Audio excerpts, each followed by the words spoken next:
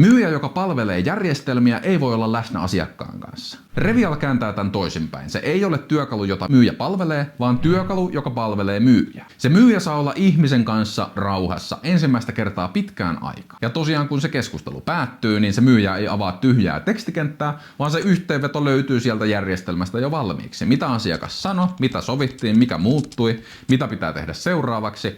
Asiakkaalle lähtevä yhteenvetomaili on siellä luonnosteltuna ja CRM täyttyy itsestään. Huomaa, mitä tässä tapahtui. Sun myyjä ei käyttänyt aikaa todistamaan, että hän tekee työtä, vaan hän teki työtään. Hän ei syöttänyt dataa mihinkään järjestelmään, vaan järjestelmä syötti dataa hänelle takaisin. Tämä on se asia, mitä mikään muu työkalu ei ole tehnyt. Ja tämä vie sut siihen tilanteeseen, mihin sä oot koko ajan halunnut päästä. Kun myyjä ei enää palvele järjestelmää, vaan kun se järjestelmä palvelee sitä myyjää, niin sen myyjän jälkeen jää jotain, mitä ei ole ikinä ennen jäänyt. Ja se on rehellistä dataa, rikasta, kirkasta dataa ja ymmärrystä. Sä näet, mikä vaatii huomiota, mikä on muuttunut, mihin pitää reagoida.